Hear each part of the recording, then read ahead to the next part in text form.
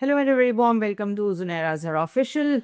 कल जब मैंने एक शॉर्ट सा भी लॉग रिकॉर्ड किया तो उसमें मैंने यही कहा था कि वेंसडे को सुबह मॉर्निंग में 5 AM के बाद ही कोई बात हो सकती है कि ये जो मामला है, ये जो कॉन्फ्लिक्ट है ईरान इसराइल और यूएस का, ये किस तरफ जाता है। Late night prime minister Shahbaz Sharif की तरफ से जब ट्वीट आई जिसमें उन्होंने रिक्वेस्ट की दोनों साइड से कि आप रिस्ट्रेन शो करें, और याद रखें कि उस ट्वीट से पहले जो बातें हो रही थी वो कोई नॉर्मल बातें नहीं थी। एक दूसरे को थ्रेट्स दी जा रही थी, डेडलाइंस की बात हो रही थी, और यूएस के प्रेसिडेंट डोनाल्ड ट्रंप ने तो यहाँ तक ट्रूथ सोशल पे लिख दिया था कि हम पूरी एक सिविलाइजेशन को आज की रात में उड़ा के रख देंगे। उस ट्वीट के बाद एक सीज फायर अनाउंस हुआ। सो 2 हफ्ते हैं उस सीज फायर के एग्रीमेंट के मुताबिक, जिसमें स्ट्रेट ऑफ हॉर्मुज़ रीओपन होगा। इस्लामाबाद में टॉक्स होंगे, फ्राइडे से स्टार्ट हो रहे हैं, और पाकिस्तान के नाम को सामने रखते हुए इसको इस्लामाबाद पे कॉर्ड कहा जा रहा है। इसमें एक और चीज़ जो इसको बहुत रिमार्केबल बनाती है पाकिस्तान के रोल को, वो ये है कि उसी दिन और उससे कुछ दिन पहले तक यूनाइटेड नेशन सिक्योरिटी काउंसिल में बहरीन एक रेजोल्यूशन पेश कर रहा था। वो बार बार ट्वीट की गई, उसमें बार बार लैंग्वेज चेंज की गई क्योंकि रशिया और चाइना को उस पर बहुत एतराज़ था। 15 में से 11 मुल्कों ने उसको येस किया, लेकिन रशिया और चाइना ने उसको फिर भी वीटो किया। सो दुनिया की सबसे पावरफुल मल्टीलैटरल बॉडी वो नहीं कर सकी जो पाकिस्तान ने किया है ना। ये बाद में क्वेश्चंस आते हैं और इस पे क्रिटिकल होना बाद में बनता है, ये कैसे हुआ। द थिंग इज़ कि जहाँ क्रेडिट बनता है वहाँ देना चाहिए। We should be proud of our leadership at the moment. हमने इस वक्त जो रोल प्ले किया है, ये हमारे लिए मेरे ख्याल है हिस्ट्री में लिखा जाएगा कि जब भी एक कॉन्फ्लिक्ट इस लेवल पे पहुंचा और उसमें मीडिएशन की नौबत आई, तो उसमें अंकारा की भी बात हुई कि वहाँ पे बात हो। उससे पहले ओमान फेल हो चुका था, कतर बीच में आने को तैयार नहीं है, तो पाकिस्तान ने बहरहाल एक रोल प्ले किया है। We should buy it, we should be proud of it. Now इसको डीकोड करें अगर पूरी दुनिया में जो आपको रिएक्शन मिलेगा उसको बहुत बारीकी से पढ़ने की ज़रूरत है, बिकॉज वो कहते हैं डिटेल जो होती है वो बहुत इंपॉर्टेंट होती है, कि डिटेल में जब आप चीज़ों को पढ़ रहे हैं तो जो एक फ़ाइन लैंग्वेज होती है उसमें कौन क्या कहने की कोशिश कर रहा है। तो आपको जनरली स्पीकिंग 3 तरह के कैंप्स मिलेंगे। कैंप 1 जो है वो उस दुनिया का है जो उच्च सुकून का सांस ले रही है। पाकिस्तान है, ग्लोबल साउथ है, गल्फ स्टेट्स हैं, चाइना है, यूएन के मेजॉरिटी कंट्रीज़ हैं जो ये चाहते थे कि ये वॉर किसी ना किसी तरह रुके। पाकिस्तान वो मुल्क साबित हुआ है जो कोई भी उससे एक्सपेक्ट नहीं कर रहा था, या ऐसा रोल पाकिस्तान से किसी ने एक्सपेक्ट नहीं किया था। Why? Because honestly speaking Pakistan के अपने मसाइल बहुत ज़्यादा है, और इससे पहले जो हमारी जियो पोलिटिकल हिस्ट्री है उसके ऊपर बहुत डिबेट की जा सकती है। बट हम जितनी कॉस्ट ऑफ वॉर पे कर रहे थे, जितने शॉक से एब्जॉर्ब कर रहे थे, मैंने खुद आपसे बातचीत की थी कि कभी किसी बहाने से कभी किसी बहाने से पाकिस्तान की मिडिल क्लास ही जो है वो पिसती रहती है, सैलरी क्लास के ऊपर ही बोझ आता रहता है।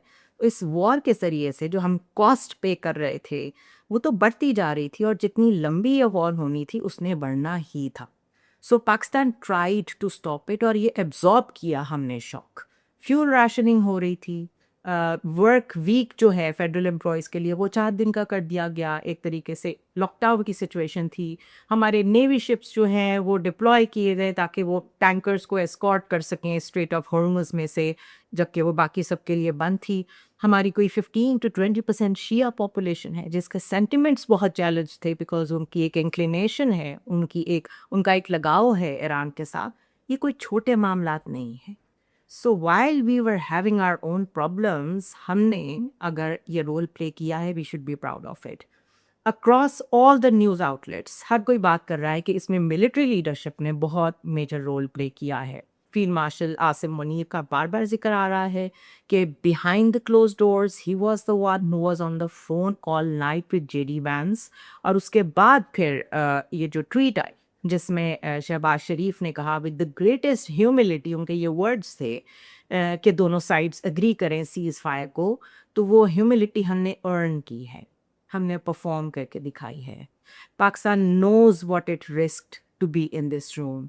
ये सारे मामलात इतने आसान नहीं होते, लीडरशिप पे बड़ा प्रेशर होता है, हमारी इंटरनल क्रिटिसिज्म और हमारी अपनी पसंद नापसंद एक तरफ, लेकिन इन मामलों में हम ज़ाहिर है बिल्कुल एक अम्ब्रेला के नीचे होते हैं। So Pakistan step into the room जहाँ कोई और आने को तैयार नहीं था। वो वैक्यूम जो हमने फिल किया है اگر وہ نہ ہوتا تو 88 منٹس تھے صرف اس سے پہلے کہ یہاں پر مزید بامز آتے، مزید پتہ نہیں کتنے سولینس کی کیجولٹی ہوتی، کتنا انفراسٹرکچر مزید تباہ ہوتا، ایران کا تو جو نقصان ہوتا سو ہوتا، اس کے بعد ہم تک اس کا امپیکٹ کیا آتا. It is open to discussion. U N کا فیلئر بڑا امپورٹنٹ ہے ٹو ڈسکس کرنا. یہ جو بحرین کی ریزولوشن کی میں نے بات کی ہے، اگر آپ کانٹراسٹ کریں تو سیکیورٹی کونسل کا جو ووٹ ہے وہ کوئی اتفاقی بات نہیں ہے. اس کی پوری سٹوری یہ ہے کہ ڈپلومیسی کے ڈائنامکس چینج ہو گئے ہیں ان 2026. بحرین نے ایک ریزولوشن ٹیبل کی، اس کو سعودی عربیہ، کویت، قطر، یو اے ای، جارڈن سب نے بیک کیا. 11 out of 15 members voted yes. لیکن بار بار اس کی جو اوریجنل لینگویج ہے اس کو چینج کرنے کے لیے چائنا اور رشیا کہتے رہے. وائی؟ بیکاز وہ سمجھتے تھے کہ اس کی جو لینگویج ہے وہ آگے جا کے مزید ایسکلیشن کی طرف لے کے جائے گی یہ سارے معاملے کو. بیکاز آپ اس میں یہ تو کہہ ہی نہیں رہے کہ جو اگریسر ہے وہ یو ایس اور اسرائیلی بھی ہے. آپ ون سائیڈڈ اوپینین کے ساتھ صرف ایران کے اوپر پریشر ڈال رہے ہیں کہ وہ اسٹریٹ آف ہارموز کھولے. This is not fair. So Russia کی جو پوزیشن ہے اور جو چائنا کی جو پوزیشن ہے اس نے بہت بڑا رول پلے کیا ہے یونائٹڈ نیشنز میں بھی یہ اسٹیبلش کرنے میں کہ وہ جو پرانے طریقے ہیں ووٹس دینے کے اور کیمپس کے کہ وہ اپنی مرضی کی چیزوں کے اوپر اکٹھے ہو جاتے ہیں، چیزوں کو چینج نہیں ہونے دیتے، اسٹیٹس کو کے ذریعے سے کانفلکٹس کیری کرتا رہتا ہے، وہ چیزیں اب نہیں چلیں گی. سو ایران نے اس ویٹو کو ایکٹ آف وزڈم قرار دیا اور سیکیورٹی کونسل جو کہ بنی ہی اس لیے ہے کہ اس قسم کے ریجنل وارز کو کانفلکٹس کو ختم کر سکے، اٹ فیلڈ. Remember this. اور اس سارے فیلئر میں ہم کب سے دیکھ رہے ہیں کہ ٹوتھ لیس باڈی بن کے رہ گئی ہے یو این. اس سینیریو میں 2026 میں پاکستان کا رول یاد رکھا جائے گا. نا پاکستان نے اس ریزولوشن میں بحرین کی نے جو پیش کی ہے اس میں ووٹ نہیں دیا، ایبسٹین کیا فرام ووٹنگ. اس کو کیئرفلی سمجھیں. اس نے یس نہیں کیا. اگر وہ یس کرتا تو سعودی عربیہ اور گلف کنٹریز کے ساتھ کھڑا ہوتا اور ساتھ وہ ڈیمیج کرتا اپنی credibility with Tehran. Now this is a very tight روپ. یہ بہت باریک پوائنٹ ہے. اگر وہ ووٹ نو کرتا یعنی وہ انکار کرتا کہ میں اس کی فیور میں نہیں ہوں، تو اس پہ اس کی سٹینڈنگ کس کے ساتھ خراب ہونی تھی؟ واشنگٹن کے ساتھ اور سعودی عربیہ کے ساتھ. سو وی ایبسٹینڈ. ہم نے کہا ہم ووٹ ہی نہیں کرتے، ہم اس میں نیوٹرل رہیں گے. اور ساتھ ساتھ پیرل لائنس پہ ہم اپنا جو چینل چلا رہے تھے ڈپلومیسی کا، ہم نے اس کو ایکٹیو رکھا وچ ورکڈ. ناؤ یو این یہ ریزولوشن پاس نہیں کر سکی. پاکستان کی فون کالز، پاکستان کی ڈپلومیسی، پاکستان نے ملٹی لیٹرلزم کو کیسے چلایا جاتا ہے 2026 میں وہ اسٹیبلش کر کے دکھایا. دوسرا جو کیمپ ہے وہ گلف اسٹیٹس کا ہے، اس کی بات کر لیتے ہیں جو بہت ریلیوڈ ہے. ہم یہ ریلیوڈ اور اس کیمپ کی بات کر رہے ہیں جو کسی حد تک خوش ہے، کسی حد تک سکون میں ہے کہ کہیں تو معاملہ رکا. اس میں سعودی عربیہ بھی آتا ہے، U A E, Bahrain, Kuwait, سب کے سب جنہوں نے اس پہ سانس تو لیا ہوگا لیکن ساتھ ساتھ وہ کوشس بھی ہیں. ڈیفینس سسٹم انہوں نے اپنے ایکٹیویٹ کر دیے ہیں. ایرانین میزائلز جو ہیں انہوں نے ہٹ کیا ہے ان کے انرجی انفراسٹرکچر کو. کنگ فہد کاز وے جو سعودی عربیہ اور بحرین کے بیچ میں ہے اس کو بند کرنا پڑا. یہ کوئی چھوٹے معاملات نہیں ہیں اور یہ آئیڈیالوجی ڈریون بھی نہیں ہے. سو یہ وہ ممالک ہیں جنہوں نے یہ شاک ایبزارب کیا ہے، بالکل اسی طرح جس طرح پاکستان نے ایبزارب کیا ہے اور کسی حد تک فائٹ بھی کیا ہے، لیکن وہ لڑنا چاہتے بھی نہیں تھے. they were caught between the choices they made a long time ago. Cease fire کی جو 2 ہفتے ہیں یہ انہیں کچھ بریدنگ روم دے گا، کچھ ریاکشن سے نکل کے بینٹ کے سوچنے پہ مجبور کرے گا. اسٹریٹ اوپن ہوگی، ایران کے مسلس کیپیبلٹی کا کیا ہوتا ہے کیا نہیں ہوتا، لیکن کسی حد تک وہ رکے گی. سو جو آؤٹ کم ہے وہ فرائیڈے کی ٹاک سے ڈٹرمن ہونا شروع ہوگا کہ معاملے نے کس طرف جانا ہے، مزید اسٹیبلٹی کی طرف جانا ہے، یا یہ جو 15 دن ہے یہ ایک سمپل پاز ہے جس کے بعد مزید چیزیں ورس ہونی ہیں.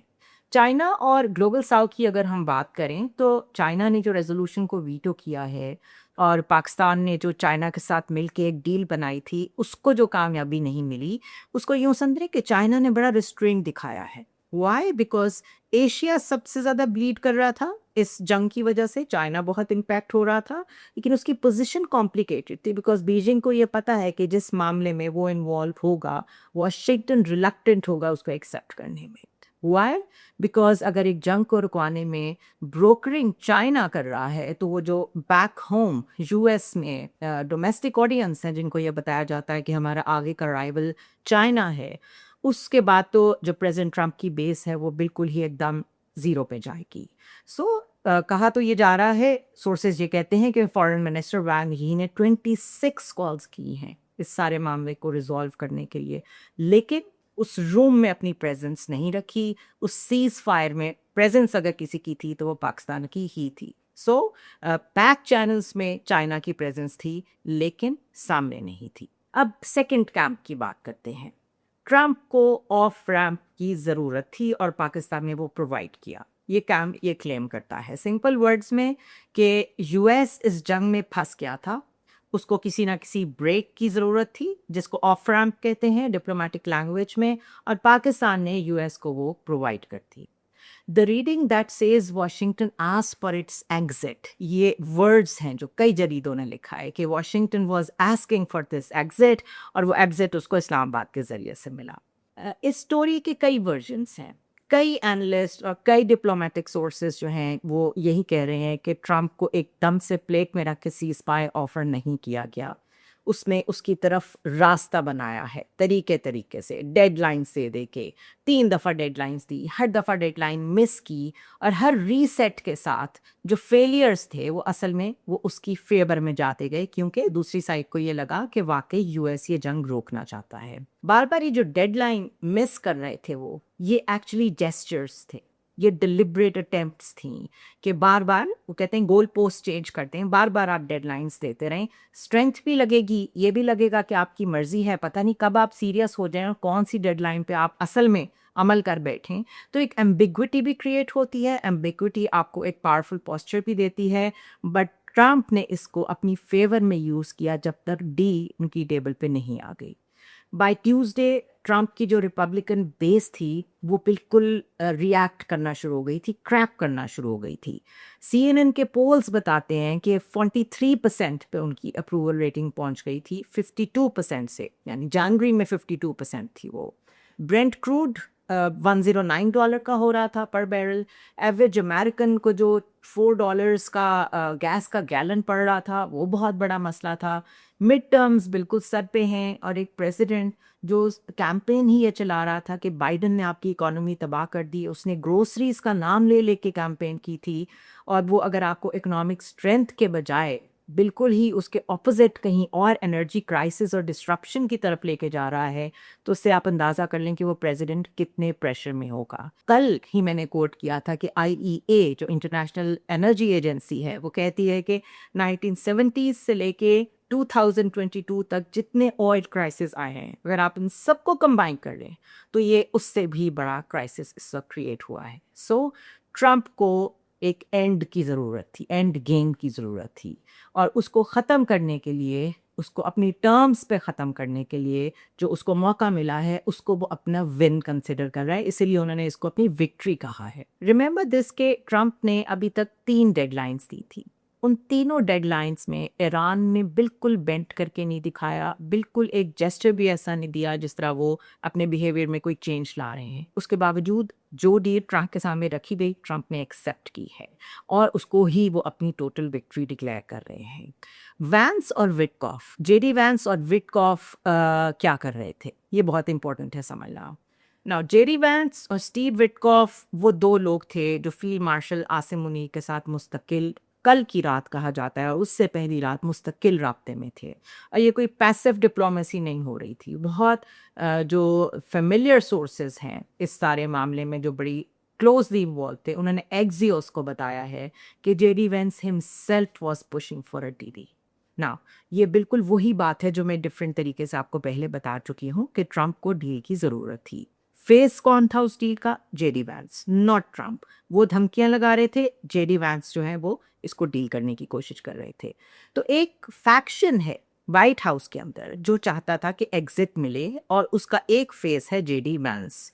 उनके अगेंस्ट जो दूसरा फैक्शन है वो है पीट हेग्सेथ और पेंटागन के अंदर बैठे हुए कुछ ऐसे लोग जो रिपब्लिकन्स हैं जो एस्केलेशंस चाहते हैं और बिल्कुल सीज फायर नहीं चाहते। इन दोनों में जीत किसकी हुई है? جے ڈی وینس کی، اور پاکستان نے اس کو فیور کیا ہے. اس سے آپ ایک لانگ ٹرم اپروچ بھی اپنے ذہن میں رکھیں. جے ڈی وینس کیوں اس کیمپ کا حصہ ہے جو سیز فائر چاہتے ہیں؟ بیکاز ان کے لیے ابھی نیکسٹ الیکشن میں اوپننگ باقی ہے. وہ پریزیڈنٹ کے لیے رن کرنا چاہتے ہیں، اور اگر اس طرح کی سیز فائر ڈی وہ اپنے پلیٹر پہ رکھ کے اپنے ووٹر کے سامنے جائیں گے تو یو ایس کا ووٹر اپنے آپ کو زیادہ سیکیور فیل کرے گا. سو ریپبلکنس کی جو بیس ہے ان کو بھی اپنا فیوچر بہتر لگے گا، بجائے اس کے کہ ریپبلکنس کا بھی ٹرمپ کے ذریعے سے وہی حال ہو جو ڈیموکریٹس کا بائیڈن کے ذریعے سے ہوا ہے. So the White House could not call Iran directly. وہ یہ کبھی نہیں کریں گے کہ وہ یہ ریکارڈ پہ آنے دیں کہ وائٹ ہاؤس کی طرف سے ایران کو کال گئی ہے. سو پبلک ڈپلومیسی کے چینلز میں ان کو ایک گو بٹوین جو چاہیے تھا وہ قطر بننے کو تیار نہیں تھا، بیکاز قطر خود ہٹ ہو رہا تھا اور اس نے بالکل انکار کر دیا تھا کہ وہ کسی بھی قسم کی نیگوسیشنز کو ڈیل نہیں کرے گا. اس کے علاوہ جو عمان نے کیا وہ آپ کے سامنے ہے. تہران جو ہے اس کا ایک جو ٹرسٹ لیول ہے وہ سوائے پاکستان کے ساتھ کسی اور کے ساتھ نہیں تھا. ایک اور چینل جو اوپن تھا پاکستان کے ساتھ وہ واشنگٹن کا تھا. تو یہ جو دونوں سائڈس کی ریکوائرمنٹ تھی اس میں پاکستان فٹ بیٹھتا تھا. And the request, according to reading of multiple regional officials, came from Washington as much as it originated in Islamabad. So اسلام آباد نے push کیا، جے ڈی وینس انٹرسٹڈ تھے، جے ڈی وینس نے بھی اپروچ کیا، and this is how Trump declared the victory. اب یہ جو ٹرمپ کی وکٹری ڈکلیریشن ہے اس میں بڑے گیپس ہیں. ٹروتھ سوشل پہ انہوں نے پوسٹ کیا کہ میں نے جتنی بھی شرطیں رکھی تھی وہ ساری مان لی گئی ہیں. ان کی جو وائٹ ہاؤس کی پریس سیکرٹری ہیں انہوں نے کہا کہ ٹرمپ کی جو بڑی ایک پاورفل ملٹری میسیجنگ تھی وہ ایران نے ریسیو کی ہے، اور اس کے بدلے میں انہوں نے اسٹریٹ آف ہارمز کو اوپن کیا ہے. یعنی ٹوٹل اینڈ کمپلیٹ وکٹری، اور وہ اس پہ بڑے خوش دکھائی دیتے ہیں، at least for the public consumption. اس وکٹری کا اصل مطلب کیا ہے؟ ایران کا یورینیم اسٹاک پائل ابھی تک انڈر گراؤنڈ ہے، یا جہاں بھی ہے وہ موجود ہے. ایران کے جو انریچمنٹ رائٹس ہیں، جو فارسی ورژن ہے 10 پوائنٹس پروپوزل کا، وہ اس میں ویسے کے ویسے موجود ہیں. ہاں یہ ضرور کہا جا رہا ہے کہ جو انگلش ورژن ہے جس میں 10 پوائنٹس ایران کی طرف سے آئے ہیں اس میں سے وہ کوائٹلی نکال لیا گیا ہے. ایران کے فارن منسٹر کہتے ہیں کہ جو اسٹریٹ آف ہارموز ہے وہ ہم اوپن تو کر دیں گے لیکن وہاں پہ جو کنٹرول ہے وہ ایران کی آرمڈ فورسز کا ہی رہے گا. یعنی کہ وہ صرف اس حد تک اپنی پوزیشن سے پیچھے ہٹیں کہ وہ وہاں سے گزرنے دیں گے ٹریفک کو. اس کے علاوہ ایران کی جو نیشنل سیکیورٹی کونسل ہے اس نے کنفرم کیا ہے کہ سیز فائر، اور اسی اسٹیٹمنٹ میں وہ کہتے ہیں کہ ہمارے ہاتھ میں ٹریگر بھی ہے. یس، ہم سیز فائر کر رہے ہیں لیکن ہم ریڈی بھی ہیں. This is not surrender. This is a pause by a country that still controls the terms of the pause. So Trump کی بیس ایونچولی اس گیپ کو نوٹس کرے گی. اگر ابھی تک نہیں کیا تو ڈسکشن سٹارٹ ہو جائیں گی. اور اس کو کون پوائنٹ آؤٹ کرتا ہے؟ اس کے اوپر ڈومیسٹک کویسچن نیکسٹ 15 ڈیز میں آپ کو ڈبیٹ میں نیشنل ٹی وی پہ کون کون سا یو ایس میں سننے کو ملتا ہے. We have to wait for that. اور ایک اور تھیوری جو اس آف ریمپ کے بارے میں چل رہی ہے وہ یہ چل رہی ہے کہ ٹرمپ کو اپنی پولیٹیکل لائف میں 15 دن سکون کے مل گئے ہیں. گیس پرائسز تھوڑی سی نیچے آ جائیں گی، اسٹاک مارکیٹس بہتر ہو جائیں گی، ہیڈ لائنس میں شفٹ آ جائے گا، اور دا وار will drop blue the fold. سو ان 15 دنوں میں شاید وہ کوئی نئی پلاننگ کر سکیں. اسلام آباد میں بیٹھ کے جو بات چیت ہونی ہے اس میں کوئی بیچ کا راستہ نکل سکے. تہران کی ڈیمانڈس کو کس طریقے سے برج کرنا ہے یا وہ انبرجبل ہیں. 15 دن میں یہ چیز ڈیسائیڈ ہونا ہے تو بہت مشکل، but this is the choice that Trump has. اور انہیں یا تو اب دوبارہ ایسکیلیشن کی طرف جانا ہے یا پھر ایک ڈیڈ لائن کو ایکسٹینڈ کرنا ہے، یہ اب دیکھنا پڑے گا. Now let's talk about camp 3. یہ وہ لابی ہے جو کہتی ہے کہ یہ سیز فائر کیٹاسٹروفی ہے. انہوں نے سیدھا اس کو ایک تباہی کا نام دیا ہے. نتنیاہو، اے پیک اور اے پیک جیسی دوسری لابیز، سینٹ میں جتنے ہاکس بیٹھے ہیں، انتہا پسند بیٹھے ہیں، نیو کنزرویٹو انفراسٹرکچر جتنا ہے جو سارا کنٹرول کرتا ہے یو ایس کی پالیٹکس کو، اور وہ کیمپ جس نے یہاں تک بڑی مشکل سے یو ایس کو پہنچایا تھا کہ پریزیڈنٹ خود انوالو ہو گیا ایران کے اوپر اٹیک کرنے میں، وہ سیلیبریٹ نہیں کر رہے. نتنیاہو نے جو ایکس پہ پوسٹ کی اس کو اگر ڈی کوڈ کریں ورڈ بائی ورڈ تو یہ بات آپ کو سمجھ میں آ جائے گی. انہوں نے تقریباً 4 گھنٹے کے بعد اس اناؤنسمنٹ کے، سیز فائر کے اناؤنسمنٹ کے 4 گھنٹے بعد ایک ٹویٹ کی جو ایک پالیسی ڈاکیومنٹ ہے ان مائی اوپینین. اور اس پہ انہوں نے کوئی کنگریچولیشنس کا ورڈ یوز نہیں کیا, کوئی پیس کی بات نہیں کی. انہوں نے سمپلی کہا کہ Israel supports the U S effort to ensure that Iran no longer poses a nuclear, missile and terror threat to America, Israel, Iran's Arab neighbours and the world.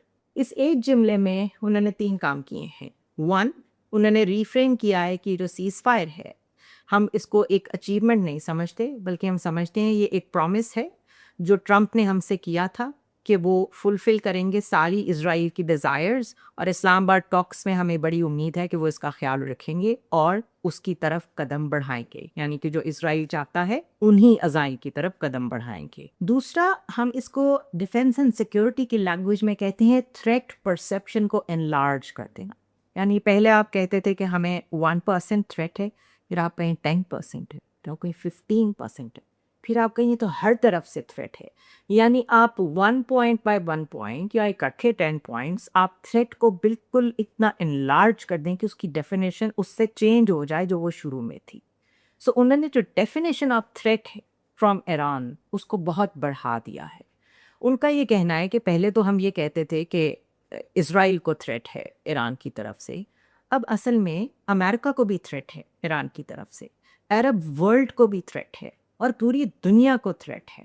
So you can not make a small deal with a threat which is this large, in other words. اور جو تیسری بات انہوں نے کی ہے اس پہ Nitin Yahoo ایک ایسے پارٹیسپینٹ یا ایک ایسے شخص کے طور پہ اپنے آپ کو سامنے پیش کر رہا ہے جس میں وہ آڈٹ کرے گا کہ ہم دیکھیں گے کہ ان ٹاکس کا جو نتیجہ نکلتا ہے وہ اسرائیل کو ایکسیپٹیبل ہے کہ نہیں ہے, یعنی ہی از گوئنگ ٹو جج that. Now, this is a nightmarish scenario for the APAC, the neo-conservative foreign policy infrastructure جو لوگ بناتے رہے ہیں, سینٹ کے وہ ریپبلکنز جنہوں نے دہائیاں اسپینڈ کی ہیں کہ وہ لیگل, پولیٹیکل اور نیریٹو کی شکل میں ایک ایسا کیس بلڈ کریں اگینسٹ ایران کہ جس میں صرف جو چیز قابل قبول ہو وہ یہ ہو کہ ایران کو تو صفحہ ہستی سے مٹا دینا چاہیے, کنٹین نہیں کرنا. بیکاز کنٹین کرنے کا تو مطلب ہوگا آپ نے کسی حد تک کنٹرول کر لیا, لیکن یہ تھریٹ اتنی بڑی ہے کہ اس کو تو دنیا سے ہی مٹانا پڑے گا. سو ڈیٹیرنس کا ورڈ بھی اس میں یوز نہیں ہوتا, کنٹینٹ کا بھی یوز نہیں ہوتا.